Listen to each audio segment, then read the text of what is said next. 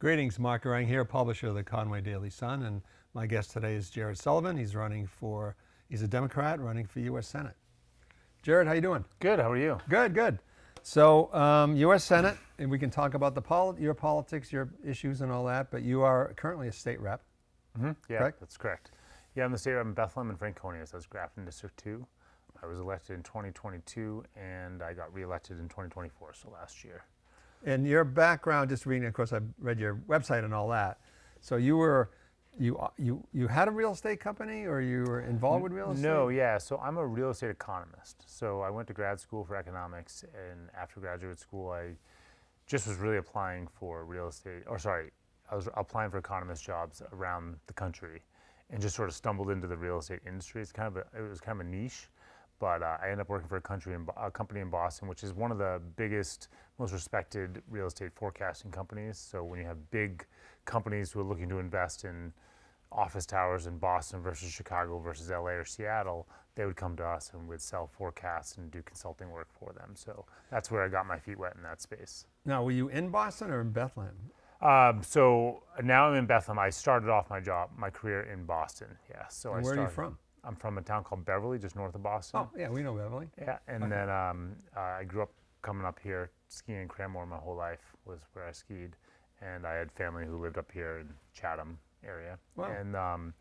And then I moved to Bethlehem in 2020, bought a house here in 2016. My sister is a nurse and she wanted to be in Bethlehem. And so I bought a two-family with her, and she lives downstairs, I live upstairs, so. Really cool. But you're not in that real estate business now? No, when I can get consulting, I'll pick up consulting gigs. It's been a little while. Consulting really dried up, I'd say in the last year and a half. But for my first term, I was doing consulting work while being a state rep as well, because I'm sure you know, and maybe your viewers know, that the state reps aren't paid in New Hampshire, so you've got to work a lot of other jobs. It's not enough to keep you going, that $100 No, bucks? that $100 a year isn't quite enough to pay the bills. So what do you do now to pay the bills? So I work a lot of different jobs. I scoop ice cream at Super Secret Ice Cream, which is over in Bethlehem. It's like the best ice cream shop in the whole state. So if you haven't been, I'll give that little plug right here because it's really, really good. Third James Bearden Award in a row this year. For ice cream? Mm-hmm. Oh. Yep. Third one. What's the secret? Why is that? I mean, what's the secret to ice cream that can get a James Beard Award? Well, you'd have to ask them. I don't know how they make the decisions, but everything's made there. So there's no like artificial stuff. Like if it's in the ice cream, they've made it there. So like if they put like cake in the ice cream, they've made that cake there. If they put cookies in the ice cream, they make those cookies there. So there's no like add-in ingredients. What's the favorite flavor for people? The best seller is honeycomb easily. I'm not a big fan of it, but honeycomb. I'm definitely in the minority. So they make a honeycomb candy from some local honey out of Whitefield, New Hampshire. And they make this honeycomb. The candy I like, but I don't like it in the ice cream, but it easily outsells everything else, so I'm definitely in the minority. All right, so in Bethlehem, so real estate, I know we're off topic a little bit, but what's the real estate market? Like Bethlehem, like people, we have the Mount Washington Valley. If you Cranmore, you know this area well. Yeah, I know. So we have the Mount Washington Valley. And my family lives in Bartlett. Your family lives in Bartlett? My brother and my mom and my nephews, they all live in Bartlett. Are they Sullivans too? My brother's a Sullivan, but his kids are. Huh. Yeah. Wow. Okay. So. That's a connection. Yeah. But it does, Mount Washington Valley, like kind of Bretton Woods and Mount Washington Hotel, because skiers, think of Bretton Woods. But boy, you go past that in Bethlehem, then you're on the other side of the other side over the notch. Sure. So what's the real estate market like? What's your professional opinion about the real estate market? I know we can talk about housing. Yeah, too, I mean, I think it's like everything. It's tight. If you wanted to rent a one-bedroom, you probably wouldn't be able to find one. If you want to buy something, you probably can't afford it unless you're somebody who has a really well-paying job. And I think that is a big problem across our whole state. I know it's a problem over here on this side of the notch. It's a problem in the southern part of the state. That is a universal problem across the state of New Hampshire, I would say, outside of a few pockets of really depressed towns. And then even in those towns where maybe you could afford something, a place like Berlin perhaps, you've got to deal with extraordinary property taxes. So you move there because you can afford something, and then the property taxes get you on the back end. So yeah, the real estate market is really upside down, I would say, in this state right now, which is really unfortunate. Now, again, you're a real estate person. I know one of your platforms is about affordable housing. Mm-hmm. So one is what specifically, as a U.S. Senator, you're not involved with New Hampshire politics. I mean, you're not involved directly with the legislature like you are now. Mm-hmm. But what specifically what you like to see for programs, or what the government can do? And the other part of it is that how much should, like, market forces just fix it? And I say that because in Conway we have some. There's a bunch of rental units under construction. Like, and within a year or two, there'll be like 600 or 700 more rental units. Mm-hmm. So that, to me, the market has responded. Sure. Yeah. No. Well, first of all, we could go do a deep dive on this. I could talk about this all day. I'm actually doing a housing tour around New Hampshire to talk about this specific issue. But so you need all three branches of government working together, or levels of government, I should say. You need the feds, the states, and the local. So at some level, there is a zoning problem in many places, and that contributes to it. I've gone to towns, Littleton, Bethlehem, and I've been to Amherst, speaking in favor of developments that maybe are not popular because nobody wants anything in their backyard, right? Zoning is sometimes really ridiculous. Like, I'll talk about in Littleton, I have a small business where I manage some properties. It's not enough to pay myself yet, so I have to work all these other jobs. But one of the buildings that I manage on behalf of somebody, they want to build, they can by right build 3 units in there. So it'd be 3 3-bedrooms. Well, we don't really need 3 bedrooms for rentals. You need 1 bedrooms, 2 bedrooms. And so I said, well, let's see if we can go get a variance for you to get 1 3-bedroom and then 2 2-bedrooms and 1 large studio, which would have been much better for the community because that's actually more of what people are looking for when they're renting. And the town said no, because in the town zoning rules for this house, even though it was built in 1890 something, at some point zoning happened, and you need to have 1 unit per 4,000 square feet of land space. And so if you had 4 units, it would be, I think, 3,700 square feet or something. So it was just under it. And if you have 3 units, then you're fine. Well, 3 times 3, 3 bedrooms times 3 units is 9 bedrooms. If you do the math the other way, 3 bedrooms plus 2 2-bedroom plus a studio, you actually have less bedrooms in that scenario in terms of if you're worried about parking or number of people living in there. But so unless you can actually get true roommate situations in there or something like that, it's just like, it's not great, because now it has to be more expensive, right? So that drives up the cost. Those 3 bedrooms obviously are going to rent more than a studio or a 2-bedroom would have rent. And so that's a good example of a local zoning problem. Wouldn't have changed if you drove by. You would have no idea there's 3 or 4 units in that building. The outside would be exactly the same. Unfortunately, that drives up costs because you are reducing the unit supply by 1 unit in that example. So that's a good anecdote of how zoning does mess things up sometimes, and it needs to be re-explored. At the state level, we need to find ways to incentivize construction density. So a lot of times these small towns are like, yeah, we don't mind building more houses, but we have these big zoning because we don't have sufficient sewer or water capacity, right? Well, that's a great place for, a small town like where I live, Bethlehem, 2,500. We do have a small municipal water and sewer, but if it gets above that, how do we expand it? That's millions and millions of dollars, which if you spread out over the 2,000 people that live in this town, that's pretty hard. So you sort of need outside governments that have a little bit more resources to help invest in smart infrastructure to allow for the densification and more development in those places. I hate rural sprawl. I hate the idea that all these rural towns have these 5-acre lots everywhere, and they cut up our mountainsides. Yep. They eat up a bunch of public land. I would rather have denser, smaller, tighter communities and less sprawl with everybody on a unique septic tank or a well. Also, building a septic tank and well is very expensive. So you're adding over $100,000 just to do the water and sewer part of that system before you even get to the house, right? So, having common infrastructure is a great way to reduce costs, and that's something that state and federal resources could help in that thing. We also need to invest more in trades programs. So when I was in high school, I went to the same high school that my mother went to, and that high school had an entire trade program. Like, they had plumbers and blacksmiths and electricians. By the time I went there, all they had was a wood shop. And so you have all these kids who are being encouraged to go to college. 4-year college. Yeah, 4-year college, get a degree in whatever they choose to get a degree in. And then there's just fewer people. It was almost discouraged to become a plumber or a carpenter, and those are really good livings. And now, I mean, my family. I'm the exception of my family. My grandfather, on down, every male is a plumber. Cousins, uncles, everything, right? And so I'm like the one exception in that. But like they're all doing great now. Like there's plenty of work for plumbers pretty much everywhere, and the same goes for electricians and carpenters. And these are people who can create a really good, comfortable middle-class living and help us with building construction. Because right now we're losing people every year retiring out of the trades than we are gaining on the other end. And so that's creating a shortage, which drives up the cost of construction.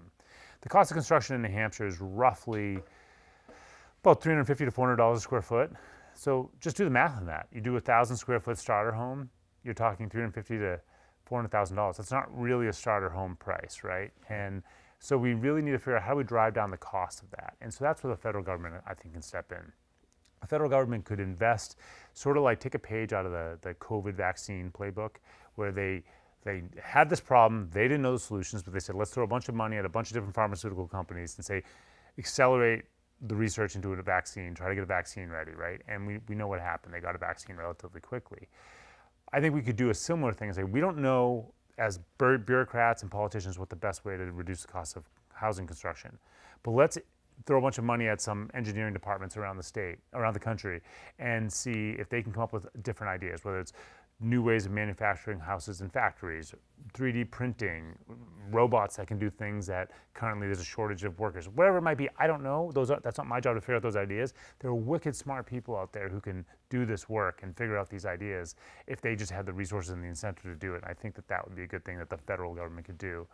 And then finally, I would say is when Obama was president, I was working as a real estate economist, and I was at a conference, and one of his the economist from his Council of Economic Advisors was there, and we just had a roundtable discussions, about 20 of us, and he was talking about how they're creating the housing toolkit to help make it easier for smaller communities to streamline their zoning and look at like density studies and like create resources to make it easier for smaller towns like Conway or Bethlehem, where I live, to get some of the expertise that a larger community might have to figure out like good solutions. And I think we need to dust that off and sort of, he did that in 2016, and then Trump came in and it just sort of wasn't, it gets it to was the, gone. So it kind of gets to the, I mean, those are all good ideas, on a state level. It gets to, and you've experienced this in the state legislature, where they, the state Republicans are trying to pass legislation to basically force towns to accept new standards, like the ADU thing. You can build ADU. So how does a small town, we're all about local control, right? I mean, all New Hampshire towns, Bethlehem, Conway. So how do you square that idea of either the state, let's talk about the state passing legislation to tell towns what to do and usurping local control versus the end result, which could be more housing? Like, how do you balance that as a Democrat? I balance it with, at some level, we need to acknowledge that this is a problem that hits everybody. And I do believe in local control, but not for everything. I think local control makes sense when it makes sense. I don't think that we should take local control's ability on all sorts of things. But when it comes to zoning, I think it's fair for like that. We'll go back to the Littleton example. This building would not have changed at all, right? The neighbors would have no idea that there were 4 units in there versus 3 units in there. Is that something that should be overridden by a state rule? Perhaps, because we just lost a unit of housing that is desperately needed when 3 bedroom apartments are not as easy to rent out as a 1 or 2 bedroom, because it's mainly single people who are renting, or couples. They don't want 3 bedrooms, right? But isn't that believe me, I'm not here to debate the whole local mess. Yeah. But isn't that, I mean, if Littleton really wanted to change their zoning, they could just do it. I mean, people could petition for it. You could elect planning board members to do it, and that's... Sure, yeah, and I think the problem is that nobody wants anything in their communities. Right. Nobody NIMBY. like the NIMBY thing is a very real, Right. and the thing is what you have the local people who live in the community, and they are the ones who get the voice, and then the people who would like to live in that community don't get a voice. So I'm sure if you get a bunch of people who want to move into Littleton, who would say, hey, like we could vote on this zoning, they would probably pass things easily. Except so they they ain't there. But they're not there. So yeah, I mean, it's a classic problem of the people in power are building walls around their power. I think one of the biggest things that really harmed our country is that as a culture we view our homes as this way to get rich versus something that can maybe store wealth over time and eventually you own it outright and you don't have to pay rent anymore. That's great. That mindset's great. The idea that you can buy a home and if I just sit on it for 10 years without actually investing a penny into it, it's going to be worth double. That's kind of a dangerous mentality because now the fact that it's entered into zoning codes of whether to make approved things, of whether or not it's going to hurt someone's property values, that shows the mentality that we have, which is like people want to use this as like their ticket to getting rich. And it should be, your house is an asset that, just like a car, depreciates the second you buy it. You have to put roofs on it, you have to paint it, you have to fix plowing, you have to whatever, mow the lawn. Like all these things are expensive, right? But we don't view it that way. We view it as our way to get rich. And I think we should I don't know how you change that as a societal level. That's a societal mindset. But it's not like that everywhere. There's plenty of countries with that. That is not the mentality. I lived in Germany for a year, and that is not how they view things over there. They view houses as a place you live. That's it. Only about half of Germans even own their homes. And so it's sort of a unique culture we have here. And when you have that mindset, then you're going to double, triple down on making it hard to build any new housing. In the same way, if you have the only restaurant in town and you could somehow prevent another restaurant from ever coming in, and you could use zoning to do that, you would do your damnedest to do that. And I see it all the time. And I see it. I work on the Commerce Committee, and I see the hotel and restaurant lobbyists come in all the time against any change that make it easier for somebody to open up a restaurant that's a different concept or whatever. I mean, it's lobbying, and people are looking out for their own self-interest. And so all right, so let's set. That was good. We spent a lot of time on that one, so we're going to move along. Just a couple things in the State House. So what are your issues in the? Well, one thing is that just this morning, AOT announced that the detention centers. It was such good news. Right. That's such good news. But that's not. I mean, is your understanding? So that's Merrimack, and so Merrimack is going, phew. But what about the rest of the state? I mean, it's not like they decided they've taken New Hampshire off the table. Just Merrimack. Is that correct? I don't know the details because I just learned about it today before I was coming here. But I would be hard pressed to imagine that they'll get this through anywhere in the state at this point. There's been such an uproar, and in some cases a very bipartisan uproar about this. I mean, Merrimack is a Republican town, and people there I have met who were Republicans, and they were at those protests. And they didn't want it. I mean, one thing is just on an economic level. I mean, you get a few construction jobs when you rehab an old warehouse or something. Well, it's a new warehouse that was never leased up, and these people were just hoping to repurpose it as this instead of what it was supposed to be, which never got leased. And so why did the Merrimack Republicans, why were they against it? That's a good question. They're like, this just doesn't belong here, is what I heard. I don't know how many there could be, 2 or 3 or 3,000 Republicans who didn't like it, but there were a few Republicans I talked to at the Merrimack. I went to the protest twice. There's been 2 of them. I've been to both of them, and I've some Republicans. I'm a Republican, but this is not what we should be doing. I'm not supporting this. Now, as a Democrat, you're not getting a lot of legislation passed. For sure. The House, the House is Republican, the Senate is Republican, Executive Council is Republican, and obviously Governor Ayotte. But what are the issues that you champion in your role as a state rep? Sure. Yeah. My one bill that I'm the prime sponsor on this year is the cannabis legalization. So it gets out of the House no problem. It doesn't get past the Senate. And why is that important to you? Because we need to stop arresting people and ruining their lives for consuming something that is largely accepted by society. It's legal in every state around us, and it takes away resources that are being used to enforce, cannabis laws in the prohibition that we have in the state that could be used on things that are actually productive. And so, there's a lot of reasons why we should have it legalized. To be clear, I'm personally somebody who doesn't even consume it, so it wouldn't benefit me at all. I just find it to be absurd that we're arresting people for it still in this state, and you ruin their lives. You become a felony, right? A felon. So that's my one prime bill. The other bill that I really cared about, I'm a co-sponsor on, is a anti-gerrymandering bill or a independent redistricting commission. I worked all summer on it with the prime sponsor. We looked at the gold standards in different states like Michigan and Colorado. I mean, how to redistrict without gerrymandering. Right. Yeah. And that died because that's the Republicans will never go for that, because that's part of the reason why they're in power now is they have very gerrymandered districts. But it's deeper than just a partisan battle. That actually goes to my Senate race as well. Because my Senate race, I think we need leaders who are willing to try to reform a system which right now incentivizes being nasty. People hate politics. We all know that. Everybody who's watching this, you know it as well. Like, everybody hates talking about politics. Everybody hates politics. They think politicians are slimy. They're just bad-mouthing their opponents, whatever. Well, that's because we have an incentive structure that incentivizes behaving poorly, ways that we would not find acceptable, and we are allowed to. It's divided us as a society. And fixing things like gerrymandering would go a long way to help in reducing those problems. So that's why I focus on that. And then I have a bill that I'm also a co-sponsor on that's coming before my committee, which it's kind of niche, but I think it's going to become more mainstream. I think we're a little ahead of our time.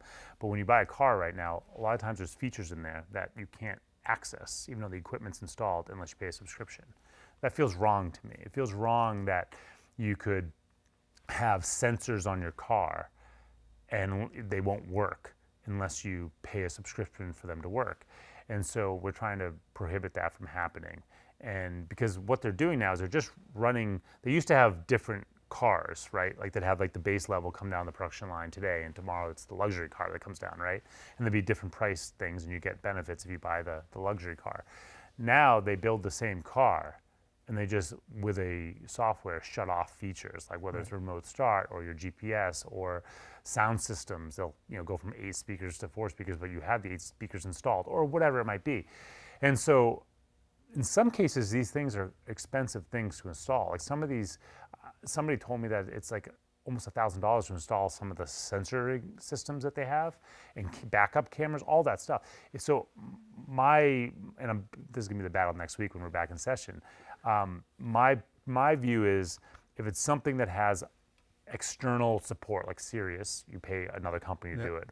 Or if you have to use a cell phone to make your app work to turn on your car or something, maybe there's a case to be made that you should be paying for that service or a subscription. But if it's simply everything in the system, everything in there is capable of working, they just choose to turn it off, that to me feels wrong, because like you have paid for that in the cost of your car and they want reoccurring revenue. So that's a battle I'm willing to fight, because I think right now people aren't waking up to it because it's just started happening a lot in the last couple of years. And how often you buy a car? So is the idea that you would still pay for that, but you just get you have access to the things that they would normally turn off unless you bought the higher thing, or is it to not include all that stuff so the cars are less expensive? No, my argument would be, or the way it would be written, the outcome would be if it's in there and it's included and it doesn't require some sort of external service to work like Sirius would or something, then you can't charge somebody a subscription just to get it work. I mean, it'd be the equivalent of buying a four-bedroom house and saying, if you want this third bedroom or this fourth bedroom, you got to pay a monthly fee. Like, that's wild. Like, it's already there. You paid for it at some level because they built the house with it. And it's the same thing with the cars. I mean, like Audi, for example, some of their cars, their headlights move with the steering wheel to go around corners. Well, they're starting to charge people a monthly subscription if you want to get that feature. They already have the little motor that moves it. Like, it doesn't require like a cell phone service, like maybe other things might require. It's literally tied to your, why do you have to pay a subscription for that? That's insane. Yeah. Well, so what do you think about the inspections now? I don't know. I don't know if it's gonna. I think it's going to eventually go away. I think it's just on pause. I think it's going to be the outcome. Right. But do you support not requiring inspections? I do support not requiring. I broke with the Democrats on that. My take on that was, in the data, there is no data that states that have inspections versus don't have inspections have lower traffic fatalities or higher traffic fatalities. There's like literally no statistical difference. And so to me, it's like most people will get their cars fixed. Like they don't want, like they're looking out for their own safety as well. So some people won't. And you can. I mean, if you can get stopped for not having a tail right, light and all that stuff. And so if the policeman pulls you over and you have bald tires, then like don't let you drive again. Like we have a lot of laws on our books Right. that could cause a lot of these things to be solved. Like you said, the tail light's a good example, no blinkers, whatever. Burnt out headlights, like all that stuff is. And the problem with the inspection, it's like I work with somebody at Canon, and that's another one of my jobs. And she was telling me about she failed inspection because the little light that goes over the license plate burnt out. And I think it was a Toyota truck, and the way it was wired, it was going to cost her like $1,000 to get fixed, just to pass inspection. Right. And this was last year when we were talking about the inspection bills. And so her mechanic was able to sort of jury rig something, and but basically like that's not a safety thing, you know.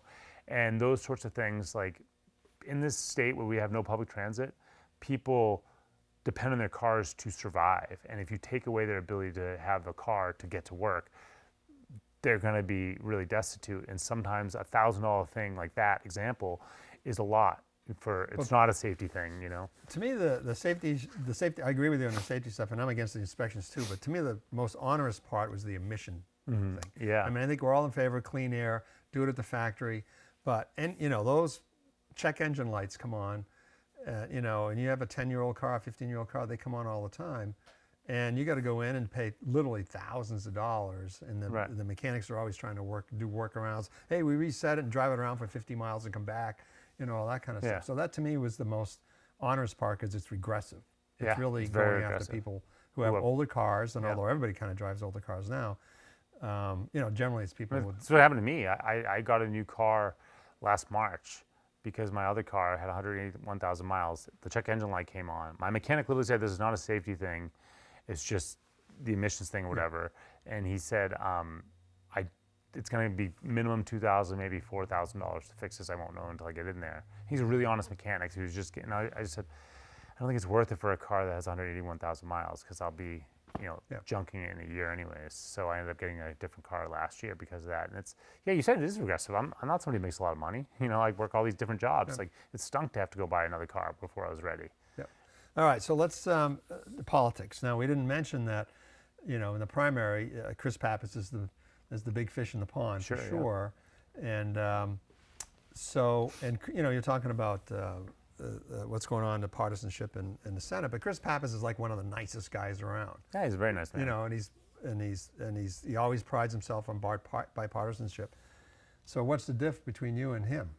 I think the difference between him and I is that I will actually fight and use my voice when things are wrong and there's an injustice in front of us. And so the motivation for me getting into this race is back in April when ICE started deporting people without due process. Garcia was all over the news.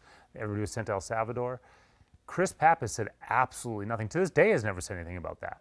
When you take away due process from an individual who maybe is in this country illegally, maybe they're an undocumented worker, whatever, you're taking away from every American at the same time. And the Constitution is very clear. All people, not just American citizens, all people get due process. And that makes perfect sense because otherwise they can just, there's Jared Sullivan sitting on some ICE list somewhere and they just come haul me away because they found somebody with that name. Oh, he's the right guy and I am sent to another country. Like that's insane. That's, you get your day in court to prove that they got the right guy or the wrong guy. You are innocent until proven guilty in this country. Without due process, we lose that innocence till proven guilty. And I started warning about this on my social media, which is a much smaller platform than it is now and still much smaller than Chris Pappas's was at that time, right? And he chose not to speak up in that moment. And I was warning, like, this is going to not stop here. It's going to lead to worse outcomes. Like I was talking about this stuff regularly. And here we are, and we have Americans getting shot in the street because people are fed up with what's happening and the abuses happening are inhumane. And I want the person representing me to actually fight to the injustice of this moment. And that's the motivation for me being in here. So when you ask me what the difference is between Chris Pappas and I, that's it. He's proven he's not going to use his voice. He has one of the most powerful people in our state with a large platform, and he could have good conversations with people. I did. When I was posting some of this stuff on social media, I had a Republican reach out to me, and we went to dinner or breakfast at the Tilton Diner. And he said to me, he's really concerned in this moment. He's a Republican, probably never vote for me based on my policies, but he's very concerned about what's happening with ICE and this lack of due process. He ends up writing letters to his county delegation, sent them to me to proofread, to be like, do you think this is a good argument? And those are the people that we need to bring to our side in this moment to help wake up that this is dangerous. This is not about tax policy or healthcare policy. This is about like the U.S. Constitution. And if you can't rise in this moment to defend it, when will you? And that's where Chris Pappas and I are a huge difference. I can work bipartisan. I'm on the most bipartisan committee in the House. I think I've learned a great way of how to do that, but also not give up my principles. And like, it's not radical to say that the Constitution is something that I will defend at all costs. And I will use my voice to help educate people, and I will speak to the injustice of the moment. And if that's something that you want, then Chris Pappas is not your guy. You know, and I was going to say, hey, why don't you run for Congress first? But you're in the 2nd district. Goodlander's there. Yeah. So, but going to U.S. Senate, that's kind of going to the top of the shelf. Sure, yeah. And the other thing is, too, is, you know, I spoke about the injustice of this moment with ICE and all that sort of stuff, and the silence by Pappas and others. But how do we get here? How do we get somebody like Trump who's so divisive? He is a symptom to a problem. He's not the problem, right? Like, he is a problem, but not the problem to why we're here. And that is that we have an incentive structure that causes us to be nasty to each other. I don't have to, you know, if I'm running against you, all I have to do is get the voters to hate you more than they hate me. I don't have to actually earn their respect or inspire them. I have to just villainize you enough, right? And those things can be fixed. Those incentive structures can be changed. We can overturn Citizens United. I can follow Jeanne Shaheen's lead, who, you know, she, to her credit, has spoken about this regularly since Citizens United overturned the Supreme Court decision that allows money in politics, and it just exploded. There's only, you know, we need a constitutional amendment where we overturn that. We also need to take a page out of the playbook of the anti-abortion activists who wanted to overturn Roe v. Wade. Take a page out of their playbook and say, all right, we want to overturn Citizens United. Let's get a bench of judges ready to go. And maybe I start this movement, and then I hand off the baton to the next person. Just like the people who are on the front lines trying to overturn Roe v. Wade, they probably didn't live to see it overturned, you know? Same thing here. Like, we need to overturn this for the sake of our country. We need things like ranked choice voting. That's not a federal thing. That's a local thing. But we need those sorts of things happening at local levels. And we also need gerrymandering to be viewed as unconstitutional. When you marginalize voters, it should be viewed as unconstitutional. That shouldn't be controversial. And we have seen really good examples lately about how gerrymandering is further corroding our democracy to the point that politicians are picking their voters. What's happening in Texas and California in response, and now other states. Like, this is our democracy is being shredded because bad faith politicians are acting in bad faith to gain power at all costs. And we need to reform a system that has villainized the other side, depending on what party, and it doesn't even matter. You just hate the other side, many people. And we need to change that. And there are ways to do that. And if we don't fix this, our country is going to unravel. And we need leaders who are going to talk about that. So that's like an important part of my platform too. And that's why the Senate matters, because the Senate puts those judges in the right places. I think we're going to have to stop there, Jared. Yeah. That's well said. It's a good place to stop. And good luck in your campaign. And we got a long way to go, like 6 months. Yeah. So I'm sure we'll see you again. So all right. Thank you so much. I appreciate it.